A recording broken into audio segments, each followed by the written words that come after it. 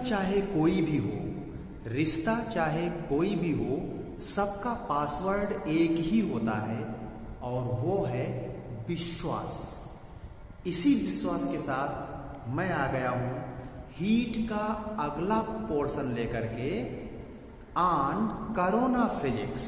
मैं हूँ भानु भदौरिया और आप देख रहे हैं हम सबका प्यारा चैनल कोरोना फिजिक्स।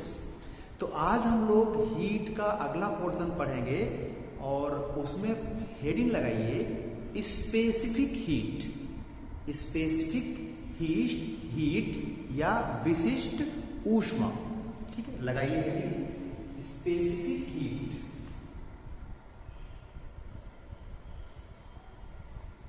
विशिष्ट ऊष्मा क्या होती है स्पेसिफिक हीट? देखो, अक्सर जनरल लाइफ में फील किया होगा आपने अपने जो है कि कुछ वस्तुएं ऐसी होती हैं जो जल्दी गर्म हो जाती हैं और कुछ ऐसी चीज़ें होती हैं जो देर में गर्म होती हैं। जैसे मान लीजिए कि हम सेम अमाउंट ले लें, हमने 10 ग्राम चांदी ले लिया और 10 ग्राम हमने वाटर ले लिया, 10 ग्राम हमने सिल्वर ले लिया, मतलब चांदी, और 10 ग्राम वाटर और 10 ग्राम मान लीजिए हमने आयरन ले लिया, लोहा ले लिया। अब इनको गर्म किया गया तो देखा गया, या आप भी कर सकते हैं, देख सकते हैं कि इनको गर्म करने पर ये अलग अलग समय में क्या है आपका गर्म होती है, या इनमें जो गर्माहट होती है वो आप अलग अलग समय में महसूस करते हैं। ये नहीं कि एक ही समय में सभी बराबर गर्माहट देने लगे। तो विशिष्ट ऊष्मा जैसा नाम है, तो इसी चीज को हम कहते हैं विशिष्ट ऊष्मा किसी मटेरियल के लिए। और हर एक मटेरियल की विशिष्ट ऊष्मा क्या होती है, अलग अलग होती है। जल की विशिष्ट ऊष्मा अलग होगी, सिल्वर की अलग होगी, आयरन की अलग होगी। तो होती क्या है विशिष्ट ऊष्मा? किसी पदार्थ के एकांक द्रव्यमान का ताप 1 डिग्री सेल्सियस बढ़ाने के लिए आवश्यक ऊष्मा ही उस पदार्थ की विशिष्ट ऊष्मा कहलाती है। ठीक है, किसी मटेरियल को जब हम हीट प्रोवाइड करते हैं और अगर हम कहते हैं उसकी विशिष्ट ऊष्मा C है, m मास के मटेरियल को अगर हम हीट Q प्रोवाइड करें और उसका टेम्परेचर क्या हो, डेल्टा T अमाउंट से राइज कर जाए और उसकी विशिष्ट ऊष्मा C हो, तो हम लिखते हैं Q is equal to mc delta T। Q is equal to लिखते हैं mc डेल्टा T। यहां से देखो C इज इक्वल टू हो जाएगा Q अपान m डेल्टा T। देखो, चेंज इन टेम्परेचर हम चाहे केल्विन में लिखें चाहे डिग्री सेल्सियस में लिखें, सेम अमाउंट आएगा। ठीक है, अब अगर यहाँ m इज इक्वल टू 1 कर दें और delta T is equal to 1 unit कर दें, तो क्या कह सकते हैं कि Q ही C के बराबर होगा। यानी स्पेसिफिक हीट दी गई ऊष्मा के बराबर होगी। कब? जब मटेरियल का मास एकांक हो जाए, यूनिट हो जाए, और टेम्परेचर में जो वृद्धि हो रही है वो भी क्या हो जाए, यूनिट हो जाए। तो इसीलिए हमने बोला था एकांक द्रव्यमान का ताप 1 डिग्री सेल्सियस बढ़ाने के लिए जो हीट रिक्वायर्ड होती है, ऊष्मा आवश्यक होती है, उसे ही उस पदार्थ की विशिष्ट ऊष्मा कहते हैं। किसी भी पदार्थ की विशिष्ट ऊष्मा उसके अमाउंट पर निर्भर नहीं करती है। अगर किसी पदार्थ का हम 1 ग्राम लें चाहे 1 किलोग्राम लें, विशिष्ट ऊष्मा उसकी क्या रहेगी, सेम रहेगी। विशिष्ट ऊष्मा तभी चेंज होगी जब नेचर चेंज होगा मटेरियल का। जैसे हमने वाटर लिया था, वाटर की जगह हम क्या करते हैं, केरोसिन ऑयल ले लें, फिर उसको रिप्लेस कर दें आपका मस्टर्ड ऑयल से। तो जब हम नेचर चेंज करेंगे सब्सटेंस का, तो उसकी स्पेसिफिक हीट चेंज होगी। एक ही मटेरियल के लिए अमाउंट हम कितना भी लें, स्पेसिफिक हीट में कोई चेंज नहीं होगा। तो फिर चेंज किस में होगा? अगर अमाउंट चेंज हो जाएगा तो जिस क्वांटिटी में चेंज होता है वो कहलाती है हीट कैपेसिटी। जैसे अगर हम 1 लीटर वाटर लें और 100 लीटर वाटर लें और दोनों के टेम्परेचर में 1 डिग्री सेल्सियस इंक्रीमेंट करना हो, तो 1 लीटर वाले को कम हीट देनी पड़ेगी और 100 लीटर वाले को 100 लीटर वाले को ज़्यादा हीट देनी पड़ेगी। तो ये जो अमाउंट ऑफ हीट होता है इसे हम कहते हैं हीट कैपेसिटी, ऊष्मा धारिता। अमाउंट बदलने पर ऊष्मा धारिता बदल जाती है, स्पेसिफिक हीट नहीं बदलती है। नोट कर लीजिए।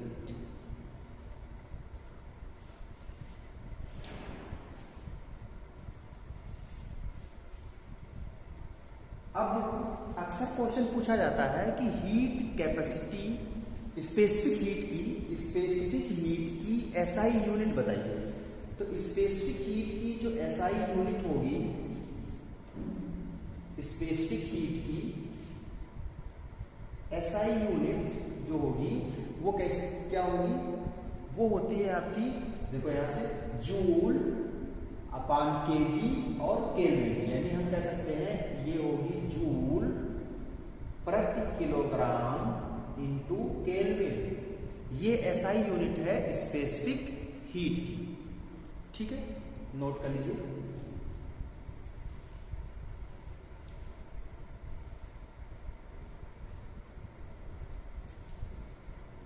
देखो, कुछ पदार्थ होते हैं जो बहुत जल्दी गर्म हो जाते हैं और कुछ जो होते हैं वो बहुत देर में गर्म होते हैं। जो वाटर है वो बहुत देर में गर्म होता है। तो जो मटेरियल देर में गर्म होते हैं उनकी स्पेसिफिक हीट ज़्यादा होती है। जैसे मान लीजिए क्वेश्चन आ जाए आपका कि दो सबस्टेंस ए एंड बी हैं। ए बहुत देर में, ए 10 मिनट में गर्म होता है और बी 5 मिनट में गर्म होता है। तो किसकी स्पेसिफिक हीट ज़्यादा होगी? जो देर में गर्म होगा उसकी स्पेसिफिक हीट क्या होती है? ज़्यादा होती है। वाटर की स्पेसिफिक हीट सबसे ज़्यादा होती है, इसीलिए वाटर क्या है, बहुत देर में गर्म होता है और बहुत देर में ठंडा होता है। जिस भी मटेरियल की स्पेसिफिक हीट ज़्यादा होती है वो देर में गर्म भी होता है और ठंडा भी देर में होता है। ये बात भी नोट कर लीजिए।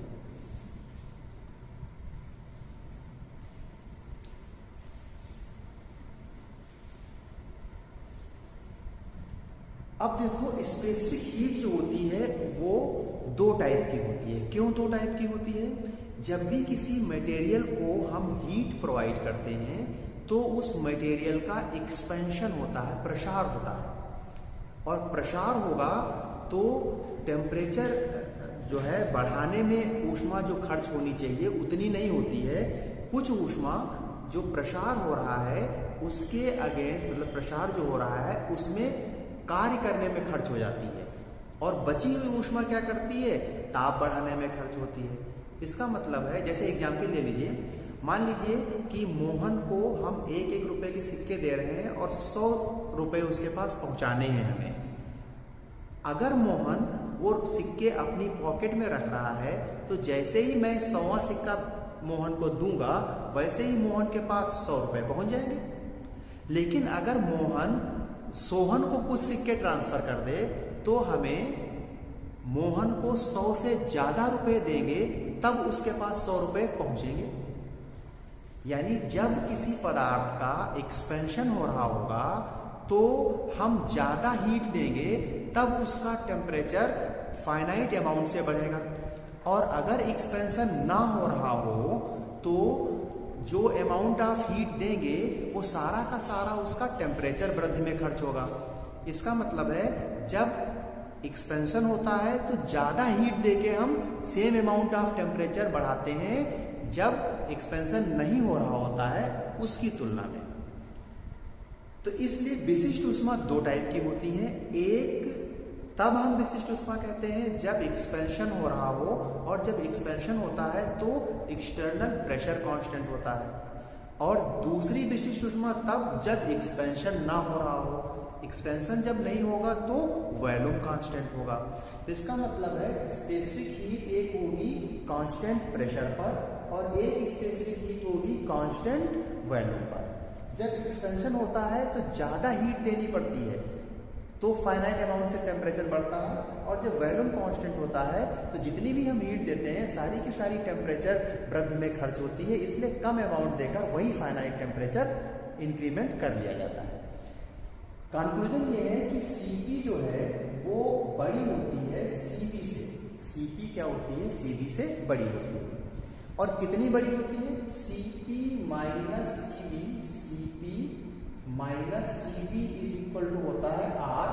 R को गैस कांस्टेंट कहते हैं और इस फार्मूले को नाम दिया जाता है मेयर्स फार्मूला। इस फार्मूले को नाम दिया जाता है मेयर्स फार्मूला। और ये Cp जो है वो 1 मोल की स्पेसिफिक हीट है कांस्टेंट प्रेशर पर। ये Cv जो है वो 1 मोल की स्पेसिफिक हीट है कांस्टेंट वॉल्यूम पर। ठीक है, नोट कर लीजिए इसको।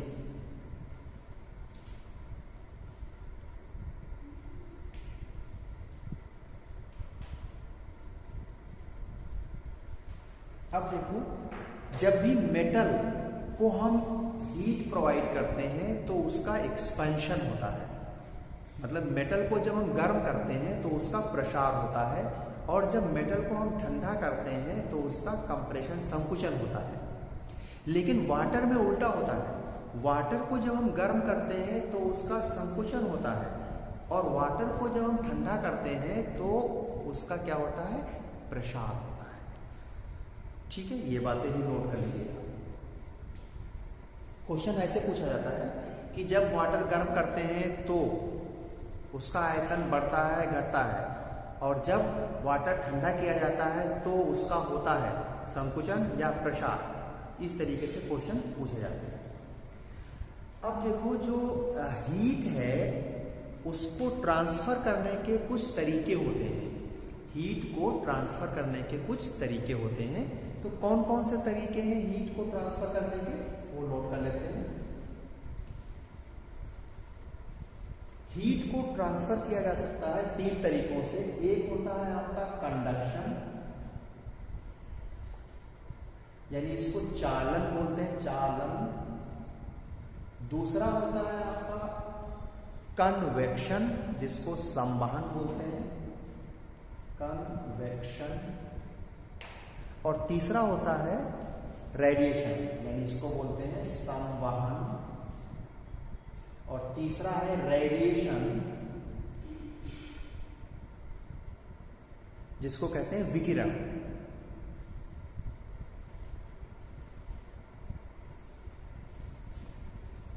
ये जो कंडक्शन होता है वो ऐसे मटेरियल में, ये मेथड हीट ट्रांसफरेंस का, ये जो कंडक्शन वाला मेथड है, ये ऐसे मटेरियल्स के लिए होता है जिन मटेरियल्स के मॉलिक्यूल मोशन नहीं करते हैं।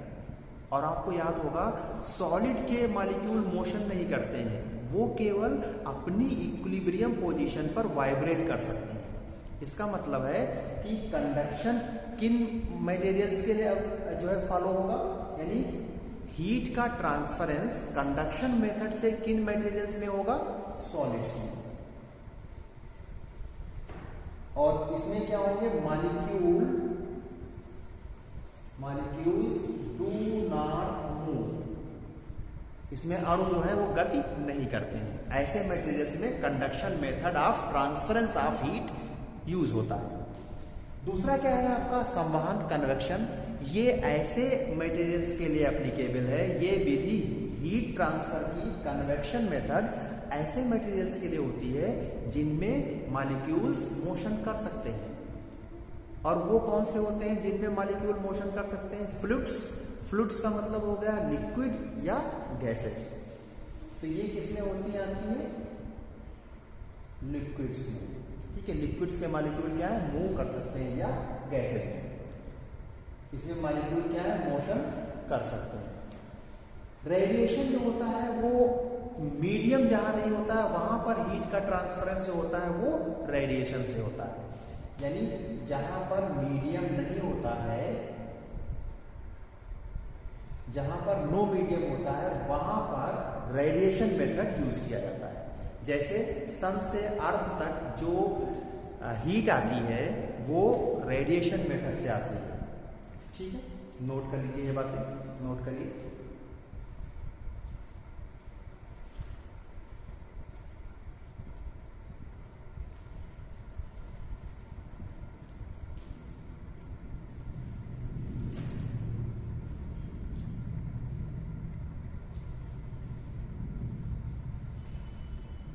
ठीक है, नोट कर लिया होगा। अब देखो आपको याद होगा कि जो समुद्र के किनारे महानगर बसे हुए हैं वहाँ पर ना तो ज़्यादा ठंडक होती है और ना ज़्यादा गर्मी होती है। तो ऐसा क्यों होता है वो बात समझते हैं, स्पेसिफिक हीट से ही रिलेटेड है।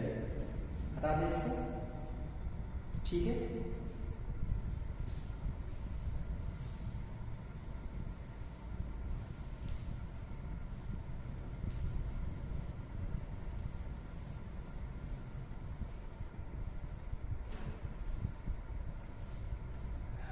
जो समुद्र के किनारे नगर हैं वहाँ पर ना तो गर्मी ज़्यादा होती है ना ठंडी ज़्यादा होती है। क्यों, समझते हैं इसको। स्पेसिफिक हीट का कॉन्सेप्ट है यहाँ पर।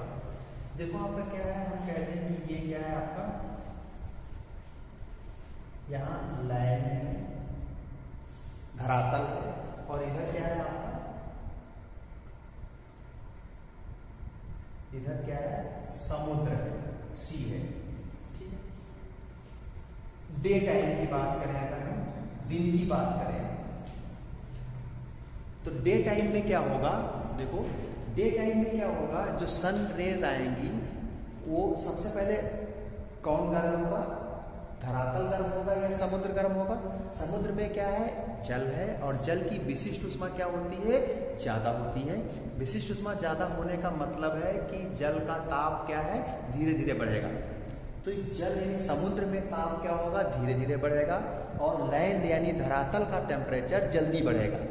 और जहाँ टेम्परेचर ज़्यादा होती है वहाँ की वायु क्या है, गर्म हो जाएगी, और गर्म वायु कहाँ उठती है, ऊपर की तरफ उठती है। तो दिन के समय में क्या होगा, धरातल से जो वायु है, कौन सी वायु, हॉट एयर जो है, गर्म वायु, वो ऊपर की तरफ उठेगी। यानी लैंड से एयर कहाँ की तरफ जाएगी, हॉट एयर ऊपर उठेगी। और जब हॉट एयर ऊपर उठेगी तो समुद्र से जो हवा है वो लैंड की तरफ फ्लो करेगी इसका स्पेस भरने के लिए। तो समुद्र से जो हवा है वो कोल्ड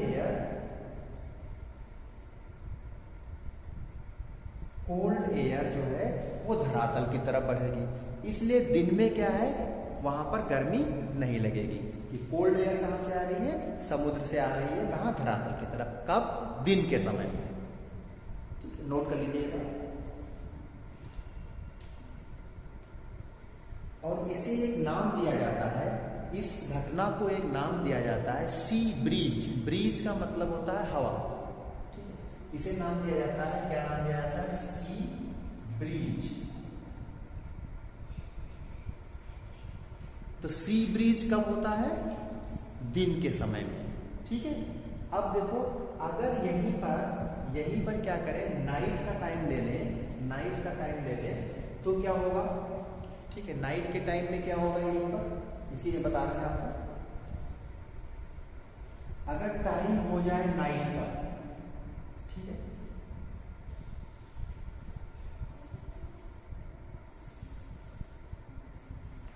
टाइम क्या है, नाइट का, तो ये लैंड है और इधर क्या था, समुद्र, सी। तो नाइट के टाइम में अब क्या हुआ, दिन भर तो समुद्र के जल ने क्या किया, हीट रेडिएशन, हीट एनर्जी क्या की, सन से जो आ रही थी एब्जॉर्ब की। अब ये रात में क्या हो गया, ये गर्म हो गया। तो रात में अब ये गर्म हो गया तो अब यहाँ से हवा कहाँ जाएगी, ऊपर उठने लगेगी। और क्योंकि ये क्या है, ये लैंड क्या है, इसकी स्पेसिफिक हीट बहुत अच्छी नहीं, ज़्यादा नहीं होती है, तो ये जल्दी गर्म हो जाता है और जल्दी ठंडा भी हो जाता है। तो रात के समय ये लैंड जल्दी क्या हो गई, ठंडा हो गई।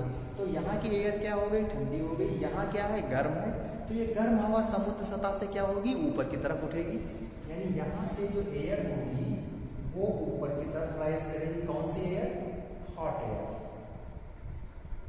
अब इसको फिल करने के लिए क्या होगी, धरातल से जो ठंडी हवाएं हैं वो समुद्र की तरफ जाने लगेंगी। तो ये क्या है, यहाँ से धरातल से कोल्ड एयर जो होगी, यानी कोल्ड एयर, ये जाने लगेगी कहाँ, समुद्र की तरफ। तो इससे रात में लैंड यानी धरातल वाला भाग क्या होगा, ठंडा नहीं होगा ज़्यादा। और इस घटना को नाम देते हैं लैंड ब्रीज। इस घटना को नाम देते हैं लैंड ब्रीज। ठीक है। तो पूछा जाता है टेट सीटेट में कि लैंड ब्रीज कब होता है, तो नाइट के समय। सी ब्रीज कब होता है, दिन के समय। सी ब्रीज में क्या होता है, समुद्र से हवाएं लैंड की तरफ आती हैं। लैंड ब्रीज में क्या होता है, लैंड से हवाएं समुद्र की तरफ जाती हैं। कैसी हवाएं, ठंडी हवाएं। ठीक है, नोट कर लीजिएगा।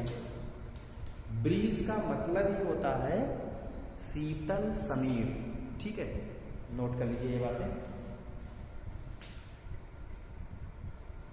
तो उम्मीद है आज हम लोगों ने काफ़ी कुछ सीखा होगा, और आज की क्लास इतने रखते हैं, मिलते हैं नेक्स्ट क्लास में।